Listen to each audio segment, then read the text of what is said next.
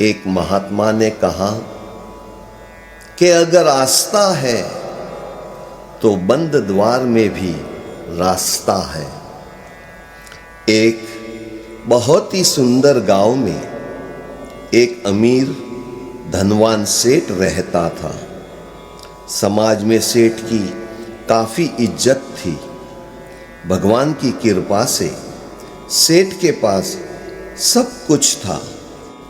वह अपने परिवार के साथ बहुत ही राजी खुशी से रहता था। सेठ ने घर में भगवान का एक छोटा सा मंदिर बनाया था, जहां सेठ बड़े ही प्रेम भाव से परमात्मा की पूजा, भक्ति, ध्यान बहुत ही लगन से करता था।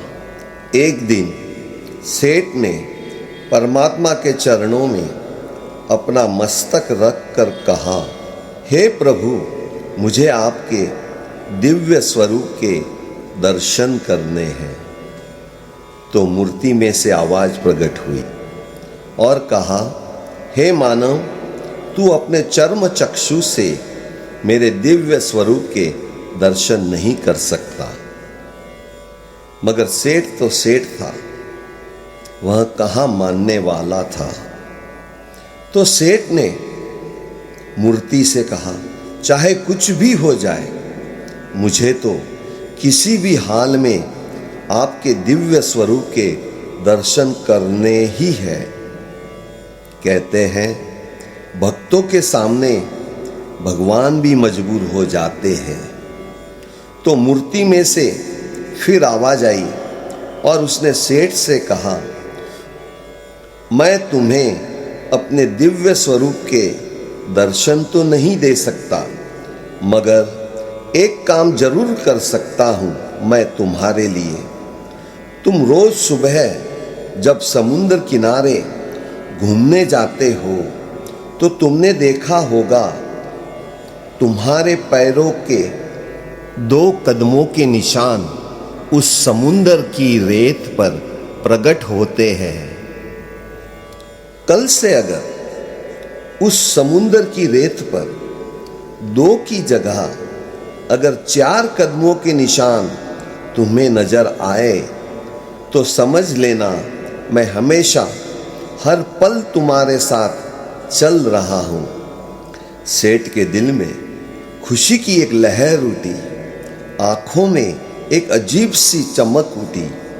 अगले दिन जब समुद्र किनारे सेठ घूमने निकले तो सेठ ने देखा 2 और पैरों के कदमों के निशान सेठ के साथ साथ चल रहे थे।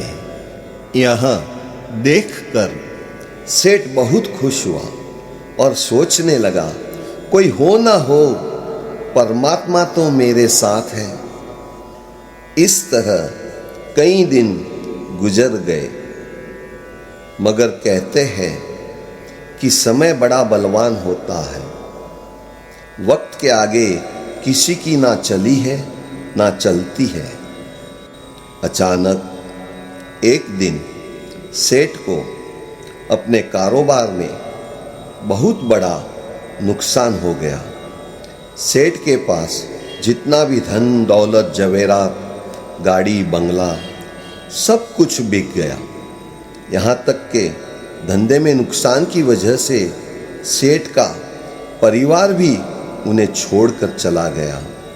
सगे संबंधियों ने भी सेठ का साथ छोड़ दिया। अब तो समाज में उस सेठ की कोई इज्जत भी नहीं करता था।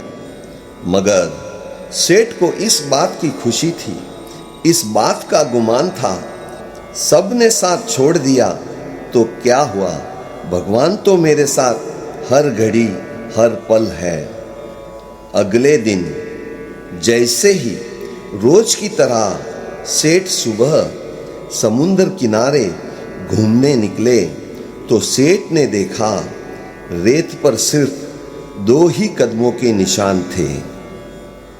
सेठ को यह देखकर बहुत ही दुख हुआ।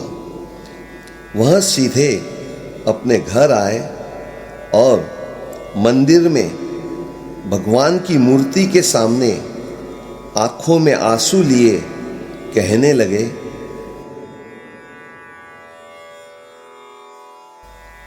हे प्रभु, मेरा बुरा वक्त आया तो इस संसार में सबने मेरा साथ छोड़ दिया। यहाँ तक कि मेरे परिवार वालों ने भी, मेरा समाज ने भी मेरा साथ छोड़ दिया।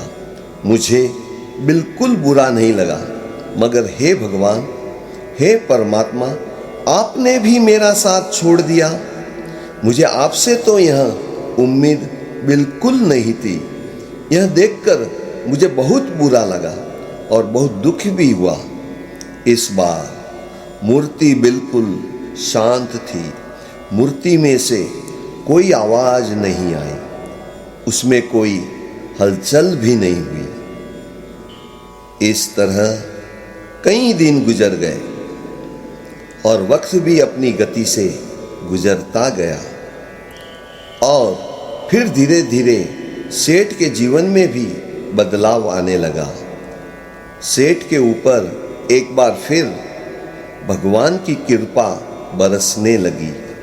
उन्होंने अपने कारोबार में, अपने धंधे में जितना भी नुकसान हुआ था, धीरे धीरे सेठ की लगन से, सेठ की मेहनत से धीरे धीरे सब वापस आने लगा।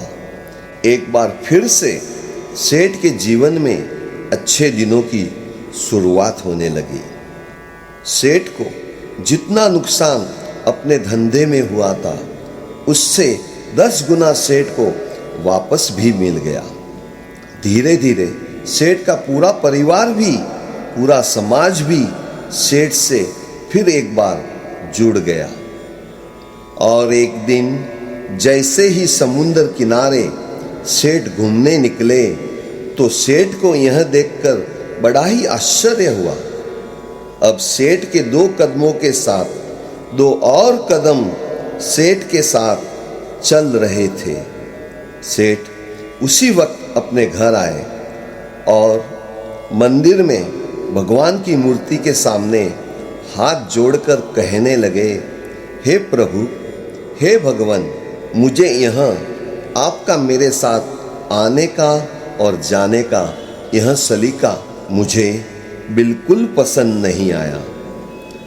जब व्यापार में मुझे नुकसान हुआ तो पूरा परिवार ने, सगे संबंधियों ने, समाज ने मेरा साथ छोड़ दिया था।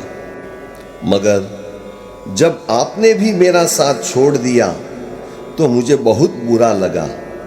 और अब जब मेरे अच्छे दिन लौट आए हैं तो मेरा परिवार, मेरे सगे संबंधी, समाज तो मेरे साथ आ गया। आप भी उनकी तरह मेरे साथ चले आए। मुझे आपका मेरे साथ आने का और जाने का यह सलीका बिल्कुल पसंद नहीं आया। इस बार मूर्ति में फिर हलचल हुई और उस मूर्ति में से आवाज प्रकट हुई और उसने सेठ से कहा, सेठ, मैंने तुम्हारा साथ छोड़ा ही कब था जो तुम इतने दुखी हो रहे हो। मैं तो हर पल, हर वक्त, हर घड़ी तुम्हारे साथ था, तुम्हारे सुख के दिनों में भी और तुम्हारे दुख के दिनों में भी। तो सेठ ने कहा, मैं जब दुख के दिनों में समुद्र किनारे घूमने जाता था तो तुम्हारे 2 कदमों के निशान मुझे नजर नहीं आ रहे थे। तो मूर्ति में से एक बार फिर आवाज प्रकट हुई और सेठ से कहा कि सेठ, तुमने गौर से देखा वो 2 कदमों के निशान किसके थे? तो सेठ ने कहा, जब मैं चल रहा था वो कदमों के निशान मेरे ही थे। फिर एक बार मूर्ति में से आवाज आई और उसने सेठ से कहा, वो कदमों के निशान तुम्हारे नहीं, मेरे थे। सेठ ने एक पल सोचा और कहा, हे प्रभु, रेत पर वो कदमों के निशान जब आपके थे तो मेरे कदमों के निशान कहाँ थे? तब मूर्ति बोलने लगी, उस रेत पर तुम्हारे कदमों के निशान कैसे हो सकते हैं, क्योंकि तुम तो उस वक्त मेरी गोद में थे। और फिर जब तुम्हारे सुख के दिन आ गए तो मैंने तुमको अपनी गोद से उतार दिया और तुम भी मेरे साथ चलने लगे। सेठ ने जैसे ही यह सुना, सेठ की आंखों से अश्रु की धारा बहने लगी और सेठ मूर्ति के चरणों में गिर के माफी मांगने लगा। अचानक मूर्ति में से भगवान प्रकट हो गए। उसने अपने दोनों हाथों से सेठ को उठाया और अपने गले लगाया। इस सुंदर कहानी का सार यही है कि अगर आस्था है तो बंद द्वार में भी रास्ता है।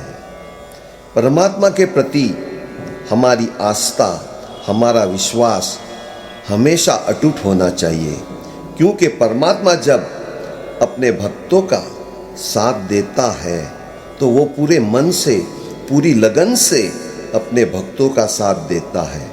वो हमेशा हर पल सदा अपने भक्तों के साथ रहता है। इसलिए कहते हैं, आस्था है तो बंद द्वार में भी रास्ता है।